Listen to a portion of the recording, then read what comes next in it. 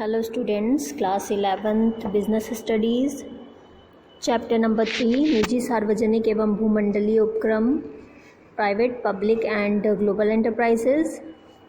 इस चैप्टर में last video में हमने विभागीय उपक्रम के बारे में समझा था, उसकी विशेषताएं देखी थी। इस वीडियो में हम विभागीय उपक्रम के गुण और दोष यानी कि लिमिटेशंस, मेरिट्स ये देखेंगे। ओके, तो स्टार्ट करते हैं हम।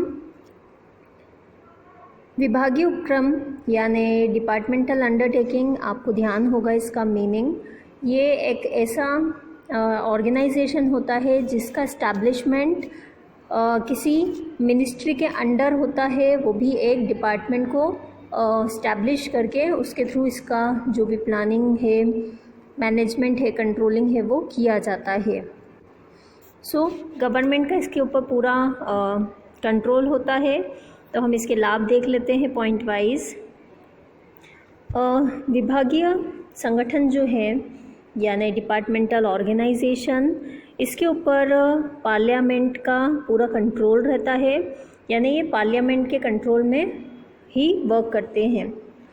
देन इसमें पब्लिक अकाउंटेबिलिटी इन्वॉल्व रहती है, यानी जो डिपार्टमेंटल अंडरटेकिंग है वो हायर लेवल पर अकाउंटेबल होते हैं पब्लिक के towards.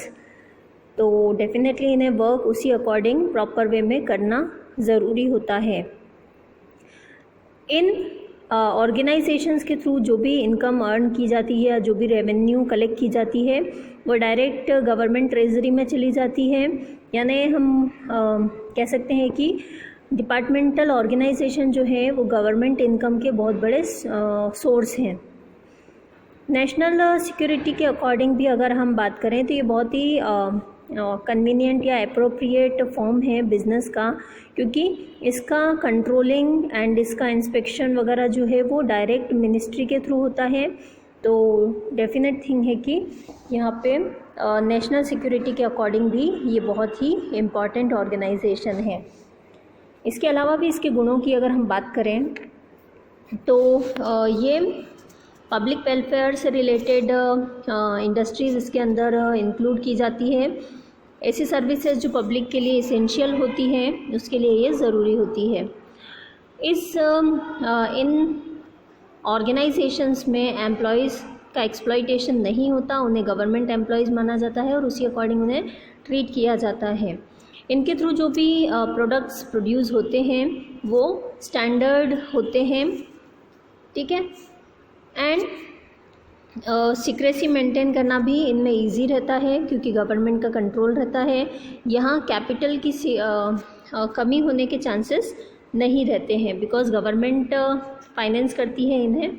And obviously because this kind of departmental organisations जो हैं ये पब्लिक वेलफेयर के लिए होते हैं, पब्लिक को प्रोडक्ट्स एंड सर्विसेज प्रोवाइड करने के लिए होते हैं, तो डेफिनेटली कंज्यूमर्स का एक्सप्लॉइटेशन इसके थ्रू नहीं होता है।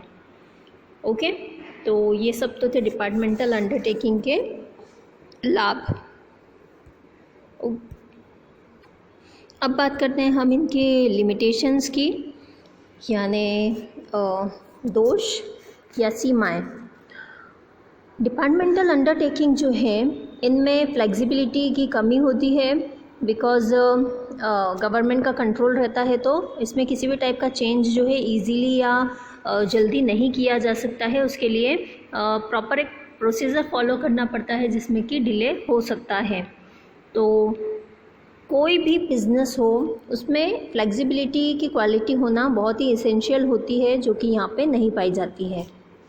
नेक्स्ट इसके बाद अगर हम बात करें कि यहाँ जो एम्प्लॉयज़ हैं या डिपार्टमेंट हेड हैं वो रिलेटेड मिनिस्ट्री के सलाह के बगैर या उनसे डिस्कस किए बगैर पर्सनली या फ्री होकर फ्रीडम के साथ डिसीज़न नहीं ले सकते हैं।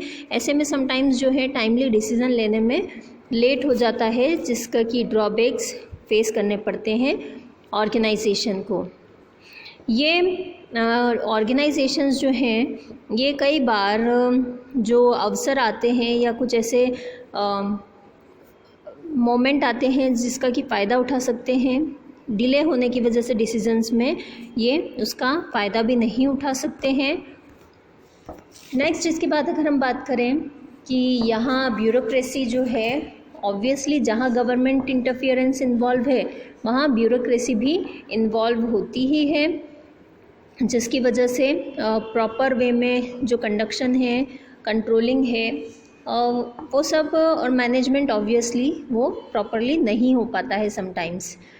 सो राजनीतिक हस्तक्षेप जिसे हम इंटरफियरेंस यहाँ इन्वॉल्व होता है, एंड पॉलिटिकल डिसीजंस वगैरह की वजह से, पॉलिटिक्स की वजह से इन्फ्लुएंस भी होता है ये organisation.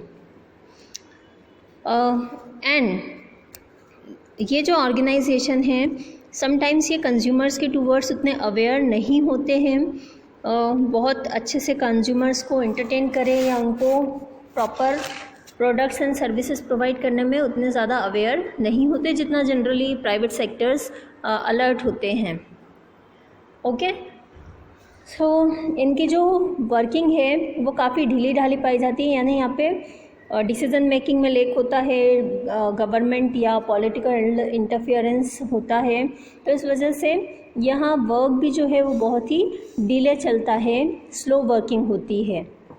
And obviously government employees हैं, उनको गवर्नमेंट से सैलरी मिलती है, तो उनमें पर्सनल कोई लाइबिलिटी या रिस्पॉन्सिबिलिटी नाम की जो फीलिंग है वो जनरली बहुत कम पाई जाती है।